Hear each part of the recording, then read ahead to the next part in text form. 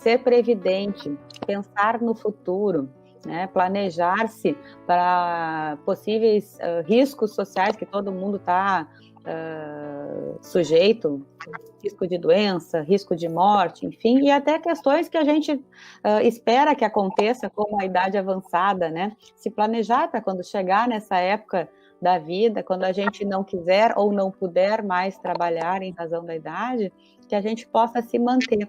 Então, planejamento previdenciário passa por isso, passa por esta ideia, e isso sempre devia existir em todas as famílias, em todas as gerações, mas com muito mais razão agora é importante, porque a gente passou por muita mudança de cálculo, muita mudança de regra na Previdência, e isso implica que a gente tenha que pensar sobre como contribuir, sobre aonde colocar o nosso investimento do suor do nosso trabalho, para que depois isso realmente reflita em um benefício, vamos dizer assim, que nos garanta dignidade, que nos garanta nosso padrão de vida, que nos garanta ter segurança, né, numa época de idade, enfim, ou de risco social, como eu falei. Então, planejamento previdenciário passa por isso, passa por pensar no futuro, passa por criar uma cultura de poupança e de como guardar melhor essa poupança. Que quando a gente fala de planejamento, de optar ou não por um planejamento previdenciário, a gente está lidando com a nossa própria vida, né? Porque se lá futuramente, então, quando a gente chegar numa idade avançada e depender de um benefício, vai ser justamente a diferença de um planejamento previdenciário que vai poder fazer o diagnóstico da situação atual do segurado e aí, diante disso, tratar as estratégias para alcançar o melhor benefício. Né? Então, como muito bem colocado, uma das vantagens que o planejamento previdenciário traz é justamente pensar na vida, organizar essa arrecadação previdenciária de uma forma preventiva. Né? Então, isso evita vários prejuízos, como recolher contribuições desnecessárias, às vezes abaixo do valor mínimo, né, que acaba não gerando problemas. Muitas vezes a gente encontra no Cadastro Nacional de Informações, que é o CNIS, vínculos em aberto. Então, às vezes, o trabalhador trabalha lá longos períodos numa empresa e aquilo não está computado corretamente dentro do CNIS, ou, de repente, até o salário, né, os recolhimentos não estão constando de maneira correta, e tudo isso vai afetar o valor da renda final do benefício, né? Vou até aproveitar, Letícia, é importante a gente colocar para as pessoas que a gente deixa para pensar lá na frente, mas são coisas que a gente pode arrumar e deve arrumar antes. Quando tu comentaste que tem um vínculo no meu CNIS lá, que é onde o INSS vai ter todos os meus registros, que está em aberto, se eu deixar para ver isso daqui a 20 anos, 30 anos, essa empresa provavelmente nem vai estar existindo, vai ser muito difícil eu ir atrás de provas sobre isso.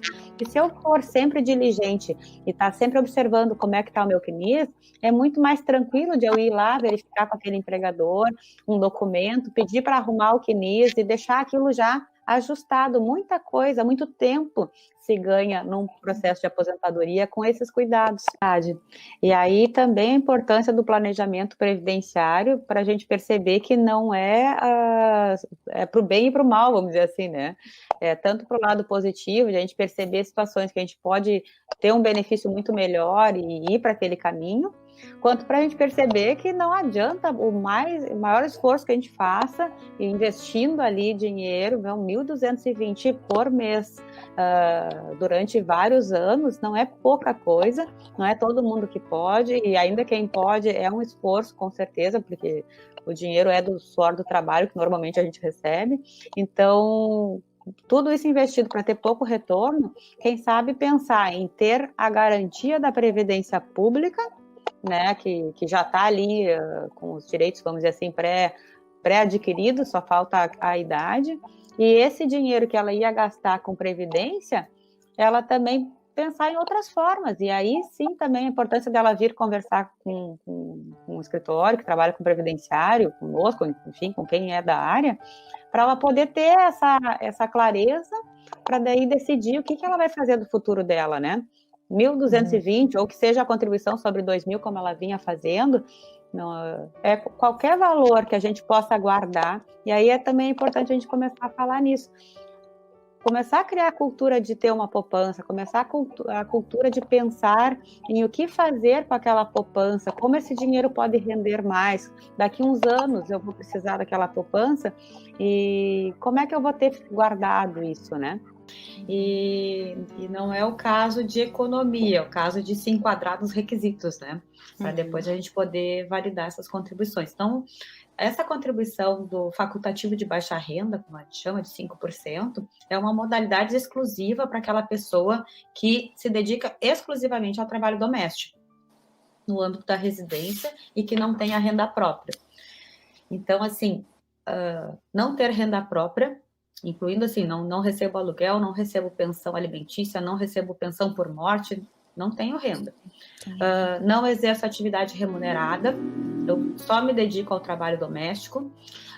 Eu tenho a renda familiar de até 2 salários mínimos, Bolsa Família não entra no cálculo, e eu devo estar inscrito também no cadastro único, o CAD único, como eles chamam, como é chamado, conhecido, e aí, tendo todas esses requisitos, eu posso recolher 5% do salário mínimo, e com isso, estando com os requisitos completos, eu vou ter direito ao benefício de aposentadoria por idade, por invalidez, auxílio-doença, reclusão e salário maternidade. Eu não vou ter direito na aposentadoria por tempo, a exemplo do plano simplificado também.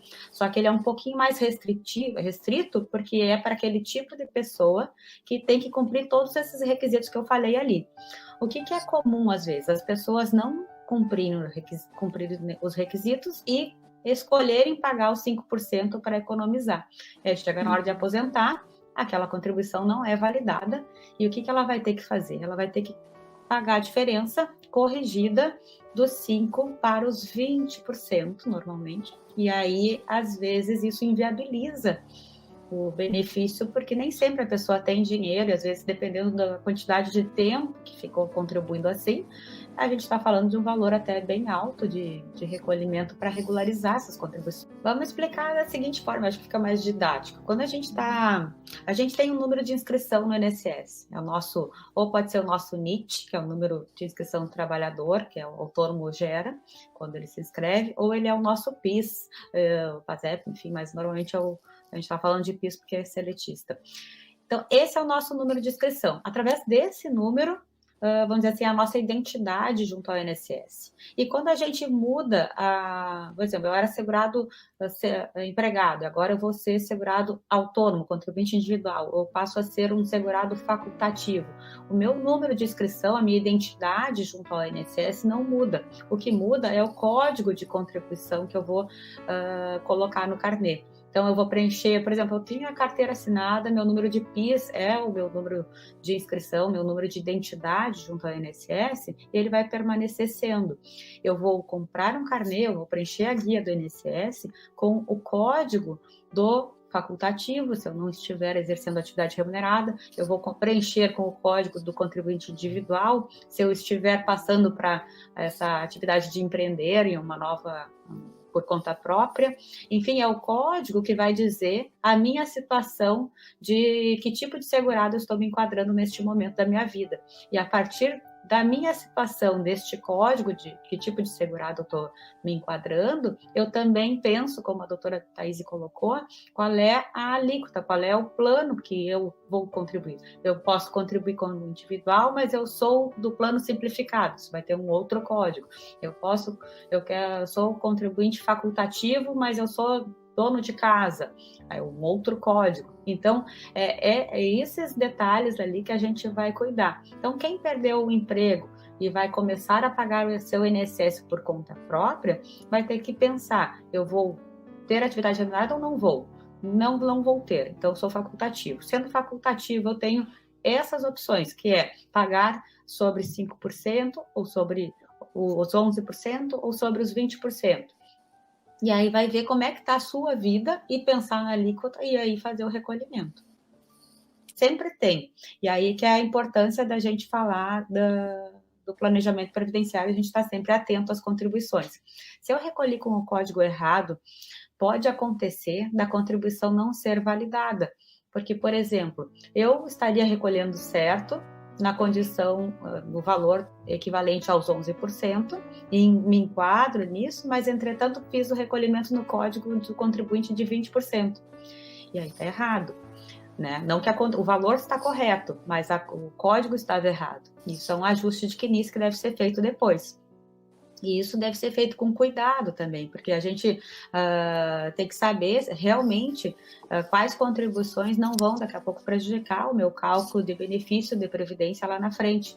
Então, eu posso sim ajustar, devo estar atento a isso, né? É bem fácil de fazer, até o INSS tem os canais para fazer esses ajustes, e é necessário também cuidar e o quanto antes ajustar, até para ver se tem eventualmente algum valor de diferença para recolher, não era só o código errado, também já logo fazer esse ajuste. Enfatizar a importância da previdência social, principalmente para os jovens. Não adianta querer saber do direito e procurar advogado aos 60 anos de idade.